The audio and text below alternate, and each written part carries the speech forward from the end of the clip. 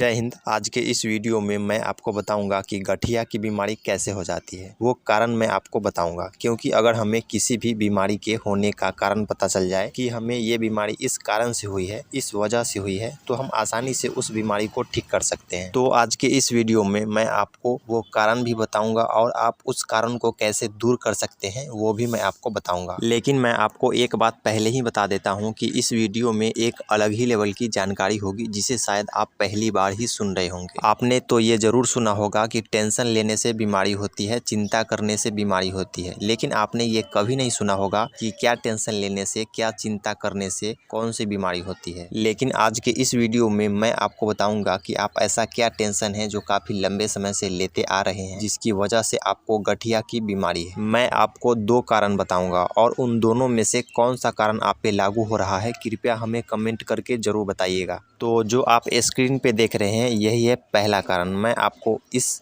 कारण को, इस नेगेटिव थॉट को एक्सप्लेन करके आपको बताता हूँ। अप्रिय महसूस करना, कहने का मतलब है कि आप जो है अप्रिय महसूस करते रहते हैं। जो चीज़ आपको प्रिय नहीं है, जो चीज़ आपको अच्छा नहीं लगता है, उसी के बारे में जो है आप सोचते रहते हैं, या फिर आपके माइंड में वैसा विचार आता होगा जो आपको नहीं भाता है, जो आपको प्रिय लगता ही नहीं है, उसी के बारे में आप सोचते होंगे, या फिर आपके माइंड में विचार आता होगा और आप उसकी चिंता करते रहते होंगे, जिसकी वजह से आपको बहुत अप्रिय महसूस होता होगा, बुरा महसूस होता होगा। और आप अक्सर आलोचना भी करते रहते हैं, छोटी छोटी बातों को लेकर लोगों की आप बुराई कर देते हैं, आलोचना कर देते हैं, अपमान करते रहते हैं, हिनाई करते रहते हैं, और आप आक्रोश भी करते रहते हैं, गुस्सा भी करते रहते हैं। छोटी छोटी बातों को जो लेकर है आप बहुत ज़्यादा गुस्सिया जाते हैं, गुस्सा कर लेते हैं। तो ये था पहला कारण। अगर आपको ये कारण समझ में नहीं आया है तो बैक करके 2-4 बार सुनिए, ज़रूर आपको समझ में आ जाएगा।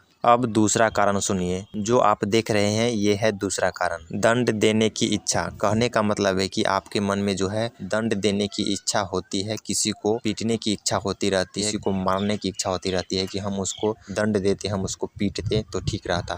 इस प्रकार जो है आप सोचते रहते हैं और आप दोष भी देते रहते हैं। किसी किसी बात को लेकर जो है आप दोष दे देते होंगे कि ये व्यक्ति ऐसा है, वैसा है, और आप पीड़ित महसूस करते रहते हैं, बुरा महसूस करते रहते हैं, अच्छा महसूस नहीं कर पाते हैं आप। तो इस प्रकार के जो है टेंशन आप लेते रहते हैं, चिंता करते रहते हैं। तो यही था दूसरा कारण। और आपको ये कारण भी समझ में नहीं आया है तो स्किप करके 2-4 बार सुनिए, ज़रूर आपको समझ में आएगा। और आप इस गठिया की बीमारी से छुटकारा पाना चाहते हैं, हमेशा हमेशा के लिए ठीक होना चाहते हैं, तो आपको इन दोनों कारणों को छोड़ना पड़ेगा, इन दोनों नेगेटिव विचार को छोड़ना पड़ेगा। और आप इन दोनों कारणों को कैसे छोड़ सकते हैं वो भी मैं आपको बता दे रहा हूँ। तो जब भी आपके मन में पहले वाले नेगेटिव थॉट आए, तब आपको इस पॉजिटिव थॉट को मन ही मन 2-4 बार बोल देना है। मैं प्यार कर रहा हूँ, अब मैं खुद को प्यार करना और स्वीकार करना चुनता हूँ। मैं दूसरों को प्यार से देखता हूँ। और जब आप बार बार इस पॉजिटिव थॉट को बोलना शुरू कर देंगे मन ही मन, तब